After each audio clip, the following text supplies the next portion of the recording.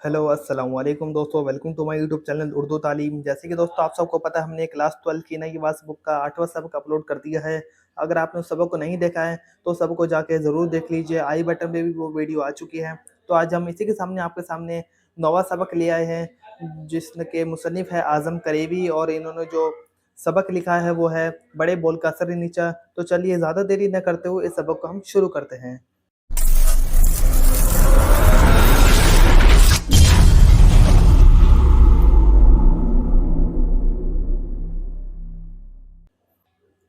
तो देखिए, इस सबक के जो मुसन्निफ़ है वो है आज़म करीबी। इनका नाम जो है वो आज़म करीबी है।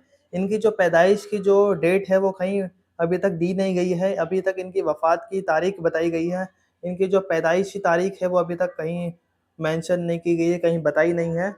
तो इनकी जो वफ़ात की जो तारीख़ है वो है 1955। कब इनकी वफ़ात हुई? 1955 में इनकी वफ़ात हो गई, यानी कि इनका इंतकाल हो गया। यहाँ से हम शुरू करते हैं। आज़म करीबी इलाहाबाद के एक गाँव के करीबा के रहने वाले थे। कहाँ के रहने वाले थे आज़म करीबी? इलाहाबाद के एक गाँव करीबा के रहने वाले थे। इलाहाबाद के करीबा के रहने वाले थे। इनका पूरा नाम आज़म हुसैन था। क्या नाम था इनका पूरा नाम? आज़म हुसैन था। अगर पेपर में पूछ लिया जाए कि आज़म करीबी का पूरा नाम क्या था? तो उनका पूरा नाम था आज़म हुसैन था।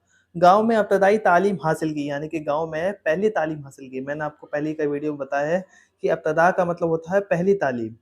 गाँव में इब्तदाई तालीम हासिल करने के बाद वो इलाहाबाद आ गए, यानी कि गाँव से उन्होंने तालीम हासिल की और वो कहाँ आ गए? इलाहाबाद आ गए। एक फ़ौजी दफ़्तर में मुलाज़िमत की, मुलाज़िमत का मतलब है नौकरी की। एक फ़ौजी दफ़्तर में नौकरी की। तक़सीम मुल्क के बाद कराची में जाकर बस गए। तक़सीम मुल्क का मतलब होता है कि मुल्क का बँट जाना, तो मतलब कोई 10-12 हिस्सों में एक साथ बँट जाना। जाकर बस गए। रुकिए ज़रा। तक़सीम मुल्क के बाद कराची में जाकर बस गए, वहाँ भी सरकारी मुलाज़िमत की, यानी नौकरी की। आज़म करीबी के अफ़सानवी मजमूए प्रेम की चूड़ियाँ, कनोल के फूल, दिल की बातें और रूप सिंगार शाया हो चुके हैं, यानी कि फ़ेमस हो चुके हैं। इनके जो क्या कहते हैं अफ़साने हैं वो बहुत फ़ेमस हुए हैं। आगे पढ़ते हैं हम। आज़म करीबी का शुमार उर्दू के इब्तदाई अफ़साने निगारों में होता है। इनका जो शुमार है वो इब्तदा के अफ़साना निगारों में होता है। इन्होंने प्रेमचंद और सुदर्शन की रिवायत को आगे बढ़ाया। इन्होंने प्रेमचंद जी और सुदर्शन जी की रिवायत को क्या करा? आगे बढ़ाया।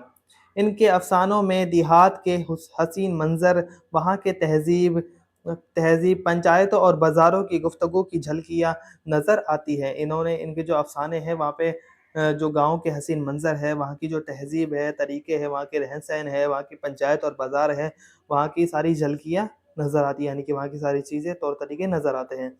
इनके अफ़सानों के किरदार अमूमन निचले तबके के लोग हैं। इनके जो अफ़सानों के जो किरदार है वो अमूमन निचले तबके के, यानी नीचे लोग हैं होते हैं। इन्हें देहात के गरीब लोग से मोहब्बत बहुत थी। इन्होंने मतलब गाँव के जो देहाती लोग होते हैं, जो किसान वगैरह मज़दूरी वगैरह करते हैं, उन लोगों से इन्हें बहुत मोहब्बत थी। वो इनकी सेहत और तस्वीर पेश करके लोगों की तवज्जो इनकी तरफ मबज़ूल कराना चाहते थे, यानी दिखाना चाहते थे। ज़बान का लोच, मुकालमे का फ़ितरी अंदाज़, रुकिए ज़रा आगे पढ़ते हैं हम। जुमलों की शेरनी और घलावट में इन्हें दूसरे अफ़साना निगारों से मुमताज़ करती है। फ़ारसी और हिंदी की लतीफ़ आमेज़िश अज़्म आज़म करीबी के अफ़सानों की नुमायाँ ख़ुसूसियत है। ये देखा कि आपने आज़म करीबी का पूरा इनका लिखा हुआ है, ये इनकी पूरी जीवनी है इनकी, कि इन्होंने अपनी ज़िंदगी के तौर तरीकों में क्या-क्या, इनके अफ़साने भी क्या है और इनके अफ़सानों में क्या-क्या चीज़ें दिखाई गई है, ये सब इनका पूरा जीवन का उनका परिचय है। अब इनका लिखा हुआ सबक भी देख लेते हैं हम। रुकिए ज़रा। अब इनका जो लिखा हुआ सबक है वो है बड़े बोल का सर नीचा। तो देखिए इस सबक का पूरा नाम क्या है? बड़े बोल का सर नीचा। बड़े बोल का सर नीचा का मतलब है जो लोग बड़े-बड़े बोल बोला करते हैं, फिर वो बाद में शर्मिंदा होते हैं, क्योंकि वो उस चीज़ पे तो खरे उतरते नहीं हैं। पहले तो बड़े-बड़े बोल बोल देते हैं दूसरों के सामने, फिर उनका सर शर्म के मारे नीचा हो जाता है। तो चलिए इस सबक को शुरू करते हैं हम यहाँ से। रुकिए। पूरनमल आगरे के सेठ सरजुमल का एक लौता बेटा था। पूरनमल पूरनमल जो था वो आगरे के एक सेठ सरजुमल, यानी कि जो पिता थे उनके, उनका इकलौता बेटा था, उनके पिता का नाम था सरजुमल और उनके बेटे का नाम था पूरनमल। सेठ जी की ख्वाहिश थी कि वो पूरनमल को सिर्फ थोड़ी थोड़ी हिंदी और महज़बी का काम सिखा दे, लेकिन पूरनमल ने अंग्रेज़ी पढ़ने के लिए ज़िद की थी। अब उनके जो पूरनमल के जो वालिद थे, वो चाहते थे कि उन्हें थोड़ी हिंदी और महज़बी का काम सिखा दे, लेकिन जो पूरनमल थे उनके बेटे, वो चाहते थे कि वो अंग्रेज़ी सीखें। उन्होंने अंग्रेज़ी पढ़ने के लिए ज़िद की और किसी तरह अलिफ ए तक पहुँच गया। इसके दोस्तों ने इसे मशवरा दिया, यानी कि जो उनके जो पूरनमल के जो दोस्त थे, उन्होंने उसको मशवरा दिया कि अगर वो दुनिया में तरक्की करना चाहते हैं तो इसे यूरोप व अमेरिका जाना चाहिए। इसने सेठ जी से अपना इरादा ज़ाहिर किया, यानी पूरनमल ने सरजुमल साहब से, यानी कि उनके वालिद से ये इस चीज़ का इज़हार किया। सेठ सरजुमल पुराने ख़यालात के सीधे-साधे आदमी थे। क्या थे? सेठ सरजुमल थे, उनके जो वालिद थे, वो सीधे-साधे और पुराने ख़यालात के आदमी थे। इन्होंने इजाज़त देने से इनकार कर दिया। आज तक पूरनमल रुकिए अ, आज तक पूरनमल की कोई बात टाली न गई थी। इसने खाना-पीना छोड़ दिया, मजबूरन सेठ जी को अपने लाडले की बात माननी पड़ी और पूरनमल रुकिए रुकिए ज़रा, क्या हो गया? पूरनमल हँसी-खुशी अमेरिका के लिए रवाना हो गया। वहाँ पहुँचकर शिकागो कमर्शियल कॉलेज में दाखिल हो गया। अमेरिका की हर बात निराली है, ऊँच-नीच का वहाँ कोई सवाल ही नहीं। दिन भर रुकिए, थोड़ा ऊपर करते हैं उसे।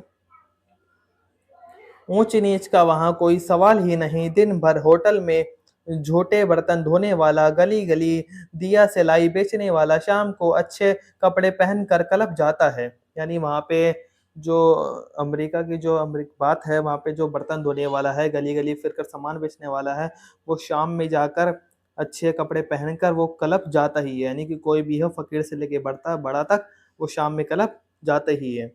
वह बड़े से बड़ा अमीर या अफ़सर भी इसे हिकारत की नज़र से नहीं देख सकता। यानी कि जो वहाँ के बड़े-बड़े अफ़सर हैं, वो छोटे तबकों को मतलब एक-दूसरे को हिकारत की नज़र से नहीं देख सकते। यहाँ लिखा है ना, वहाँ बड़े से बड़ा अमीर या अफ़सर भी इसे हिकारत की नज़र से नहीं देख सकता। हिकारत मतलब होता है ज़िल्लत की नज़र से। पूरनमल भी एक रात क्लब में जा पहुँचा। वो एक पे पेशकीमती पेशकीमत पेशकीमत चाहना चाहना सिल्क का सूट पहने हुए था। जो पूरनमल था, वो एक बेशकीमती चाहना सिल्क का सूट पहने हुए था। इसको देखकर लोग मुस्कुराने लगे। पूरनमल समझ गया कि सब इसका मजाक उड़ा रहे हैं। इसका कोई दोस्त हरीश भी वहाँ मौजूद था। अब पूरनमल का कोई दोस्त वहाँ पे मौजूद था, जिसका नाम था हरीश। वहाँ मौजूद था। एक अरसे से अमेरिका में मुकीम था, यानी कि वहाँ रह रहा था। इसने कहा, "मास्टर पूरन, इस वक्त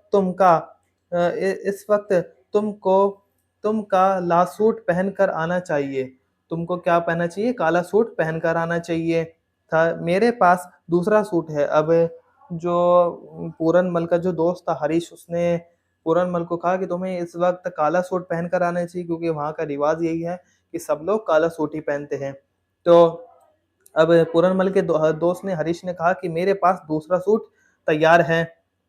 क्योंकि नीचे पढ़ते हैं हम उसे, तो जरा, मेरे पास दूसरा सूट तैयार है, ड्रेसिंग रूम में चलकर तुम भी बदल सकती हो। पूरनमल झल्लाया हुआ तो था ही। इसने समझा कि हरीश भी इससे मजाक कर रहा है। यानी पूरनमल ने समझा कि हरीश मेरा दोस्त भी मेरे से मजाक कर रहा है। वो इस बात से बखूबी वाकिफ था कि हरीश रात को होटलों में बर्तन मांज कर अपनी बसर औकात करता है और कॉलेज में पढ़ता है। इसने बड़ी हिकारत से जवाब दिया, यानी कि बड़ी जिल्लत से जवाब दिया, हरीश तुम मेरे इस कपड़े की कदर व कीमत नहीं जान सके। हरीश ने बड़ी नरमी से मुस्कुरा कर कहा, प्यारे भाई, जैसा देश वैसा भेष का मतलब होता है कि जिस देश में आप रहते हैं, वहीं पे उसके रीति-रिवाज और वहाँ खान-पान, उसी चीज़ों में आप बंध जाते हैं। हिंदुस्तान और अमेरिका के रस्म व रिवाज और पोशाक में बहुत फ़र्क है। यानी कि हिंदुस्तान के पोशाक रस्म रिवाज में और अमेरिका के पोशाक रस्म व रिवाज में बहुत ज़्यादा फ़र्क है। पूरन अब पूरन कहता है कि तुम तो होटलों में चाय की प्यालियां उठाया और मांजा करते हो, तुम इस हद तक को नहीं समझ सकते, यानी कि तुम इस बात को नहीं समझ सकते। हरीश, अगर मैं अपने पेट के लिए कोई काम करता हूँ तो इसमें अगर मैं अपने पेट के लिए कोई काम करता हूँ तो इसमें शर्म की कोई बात नहीं। तुम्हारी हालत तो मुझसे कई कई गुजर रही है, मुझसे कई कई गुजर रही है, क्योंकि तुम अपने खर्च के लिए दूसरों के मोहताज हो। पदम सुल, पदम पदरम सुल्तान बोधबाप की दौलत पर तुम क्यों फख्र करते हो? पदरम सुल्तान का मतलब होता है कि मैं एक सुल्तान का मतलब बेटा हूँ, बड़े सुल्तान का बेटा हूँ। फख्र करते हो। जब पूरनमल चमड़े का काम सीख कर अमेरिका से वापस हुआ तो अब पूरनमल ने क्या किया, वहां पे चमड़े का काम सीखा। अब वो अमेरिका से जब वापस हुआ तो सेठ सरजुमल मर चुके थे, यानी कि जो वालिद थे उसके पूरनमल के, वो क्या कहते हैं, मर चुके थे, उनका इंतकाल हो चुका था। अमेरिका से वापस आने पर पूरनमल खुद अपने कारोबार की देखभाल करने लगा। अब वो क्या करा, अमेरिका से वापस आने के बाद अपने कारोबार की क्या करने लगा, देखभाल करने लगा, उसको उन चीज़ों को संभालने लगा।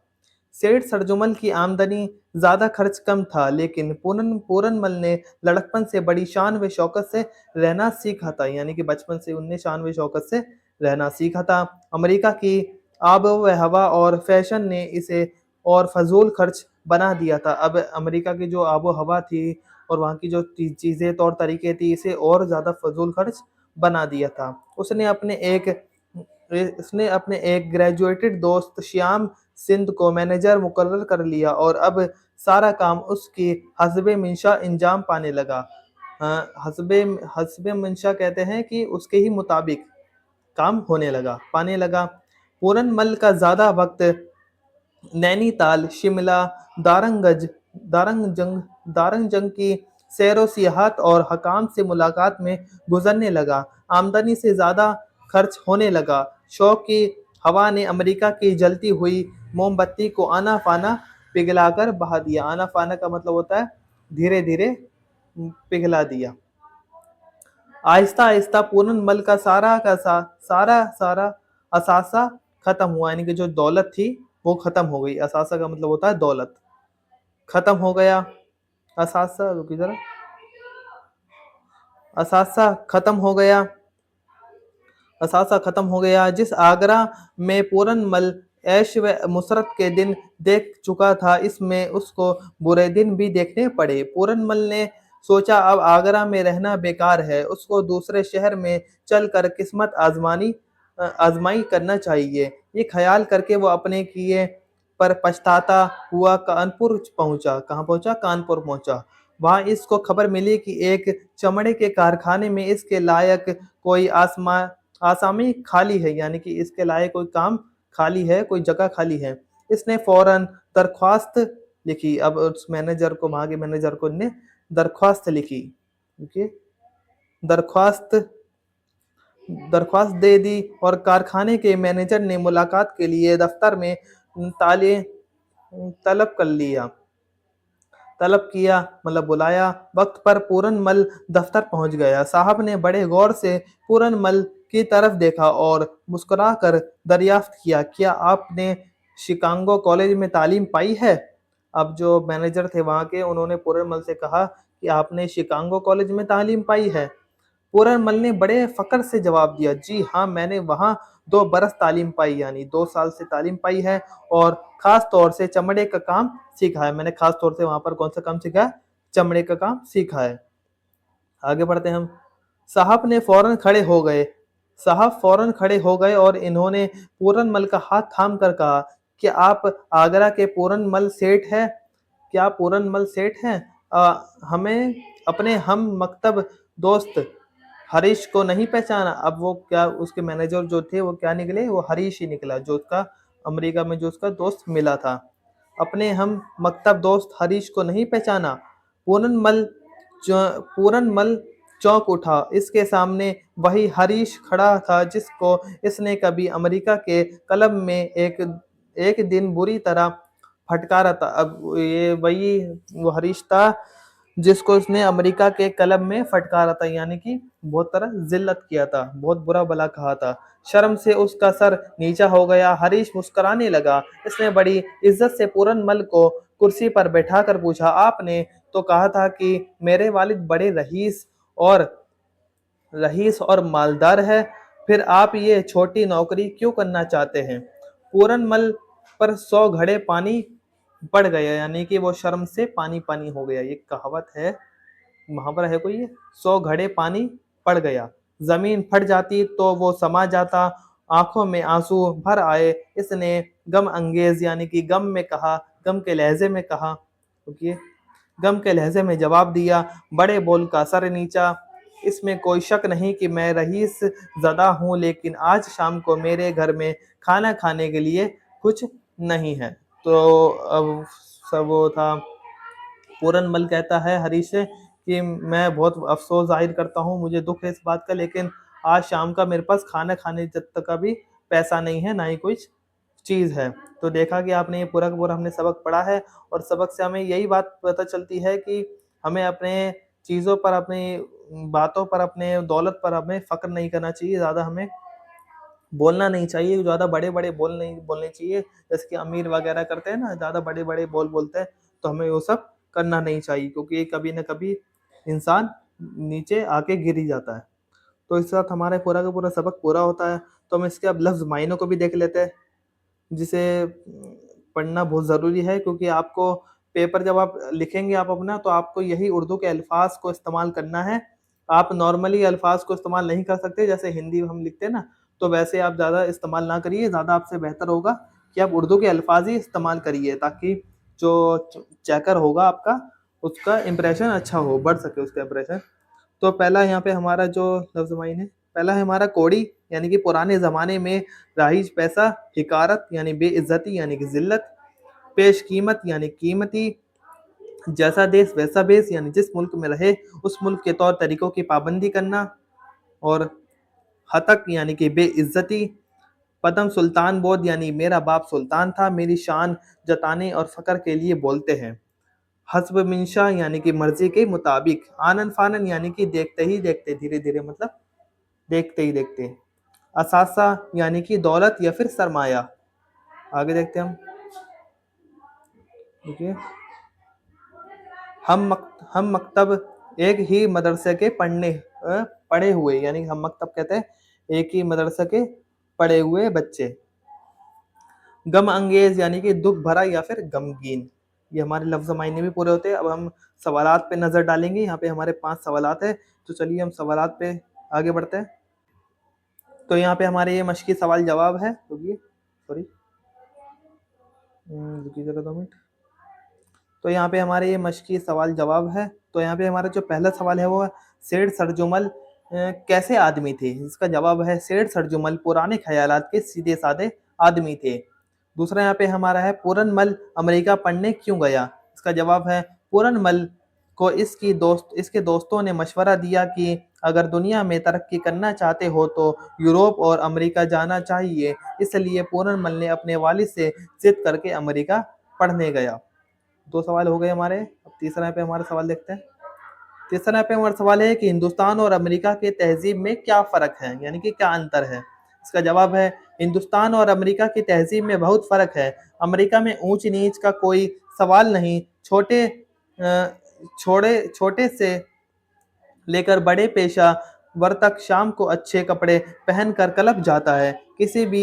किसी भी तरह की छोटी-मोटी नौकरी करके अपनी गुज़र-बसर कर लेता है। इसमें इसे अपनी हतक महसूस नहीं होती।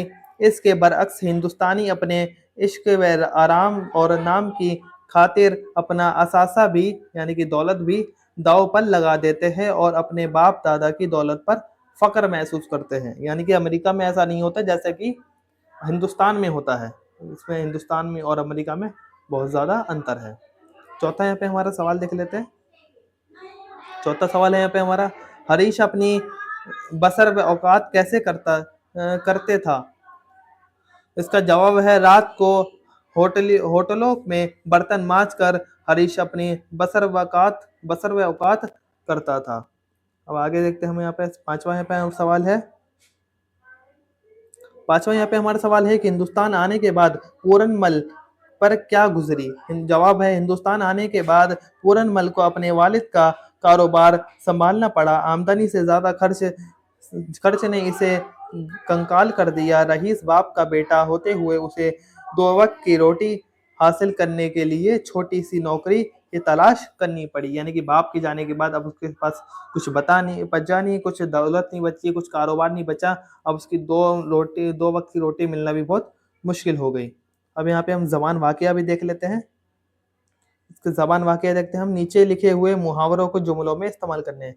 जो हमने मुहावरे सबक में पढ़े हैं वही मुहावरे यहाँ पे है। तो ये मुहावरा है, जुम्मन में इस्तेमाल है इसका। पहला है बड़े बोल का सर नीचा। हमें बड़ा बोल नहीं बोलना चाहिए, बड़े बोल का हमेशा सर नीचा होता है। सही बात है। जैसा देश वैसा भेष। वतन से दोरा कर अपने अंदर तब्दीली लाना जरूरी है, क्योंकि जैसा देश वैसा भेष। और देखते हैं हम नीचे। 100 घड़े पानी पड़ जाना, यानी सच्चाई सामने आने पर मालिक पर 100 घड़े पानी पड़ गया।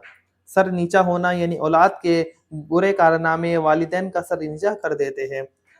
बुरे बुरे दिन देखना। शौहर की शौहर की बदअवानियों की वजह से बीवी को बुरे दिन देखने पड़े। अब यहाँ पे हम जरा वो भी देख लेते हैं। अमली काम भी है। अमली काम से पहले हम गौर करने की बात को देखते हैं। चलिए उसे देखते हैं। तो देखिए यहाँ पे हम अब गौर करने की बात पे ध्यान देते हैं। यहाँ पे लिखा है कि आपका सच्चा दोस्त वो ही है जो मुसीबत के वक्त आपका साथ दे। यानी कि बहुत सही बात यहाँ पे लिखी हुई है कि आपका सच्चा दोस्त वही है जो आपका मुसीबत में साथ दे, आपके मुसीबत में आपके साथ खड़ा रहे और आपकी सारी मुसीबतों को दूर करे, आपके साथ खड़ा रहे। वो आपका सच्चा दोस्त नहीं है जो आपकी मुसीबत में दूर हो जाए और आपका साथ ना दे और आपके बुलाने पर आए ना वो। इसलिए आप उसी सच्चा दोस्त मानिए जो आपका साथ दे, वो आपका हमेशा साथ दे, आप उसका साथ दो, तो उसी वही सच्चा दोस्त होता है। नीचे लिखा है अमली जिंदगी सच्चाई और हकीकत पर मबनी होती है। यानी कि जो अमली जिंदगी और सच्चाई है वो हकीकत पर मुकर्रर होती है, मबनी होती है। बिल्कुल ये जो सबक लिखा हुआ वो एकदम सच्चाई पर, एकदम पूरी अच्छी मतलब बातों पर लिखा गया है कि हाँ भाई आम जिंदगी में ऐसा होता ही है। तो हम अब अमली काम को भी देख लेते हैं। अमली काम हमें क्या दे रखा है। तो अब हम यहाँ पे हम अमली काम को देख लेते हैं। हमारा अमली काम हमें क्या दे रखा है।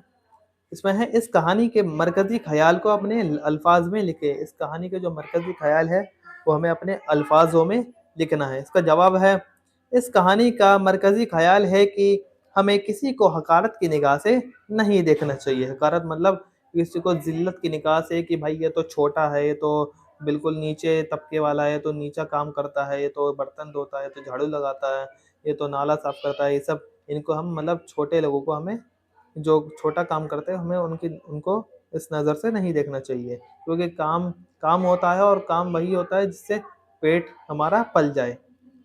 छोटी मोटी नौकरी करके रोटी रोजी कमाने में शर्म की बात नहीं, बल्कि शर्म तो बाप दादा की दौलत पर फख्र करने में आनी चाहिए। यानी कि नौकरी कर कर खाने में, छोटी मोटी नौकरी कर कर खाने में कोई शर्म नहीं, बल्कि शर्म तो उस बात में है कि हम अपने बाप दादाओं की जो दौलत है हम उस पर फख्र करते हैं, हम उस पर जताते हैं कि हमारे पास इतनी दौलत है, हम इतने दौलत रईस है, हमें इतने दौलत वाले के बेटे हैं। ऐसे आमदनी से ज्यादा खर्च हमें इस मोड़ पर ले जाकर खड़ा कर देता है जहाँ कोई किसी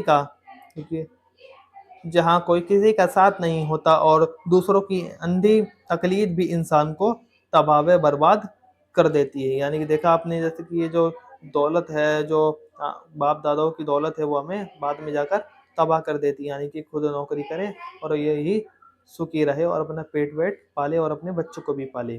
तो इसी के साथ हमारा पूरा पूरा सबक पूरा होता है। तो देखिए जहाँ भी अगर हमारे इस पूरे सबक को पढ़ने में जैसे जहाँ जहाँ गलती हुई हो उसे आप माफ़ करिए, और हम आपके लिए इतना मेहनत करिए तो प्लीज़ आप भी हमारे लिए इतना मेहनत करिए। साथ ही साथ इस वीडियो को आप शेयर करिए और ज़्यादा से ज़्यादा आप इस वीडियो को शेयर करिए ताकि आपके हर दोस्त तक ये वीडियो पहुँच सके और आपके हर एक दोस्त को मदद मिल सके, ताकि आप अगर दूसरों की मदद करेंगे तो अल्लाह आपकी मदद करेगा।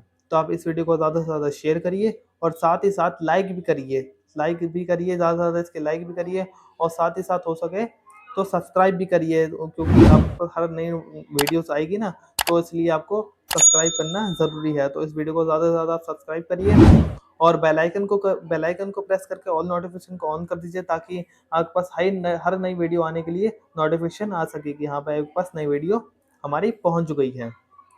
तो चलिए हम अगले सबक में मिलते हैं 10वें सबक में। हमारा क्या रहने वाला है, ये 9वां सबक हमारा पूरा होता है। तो चलिए चलते हैं। अल्लाह हाफिज़।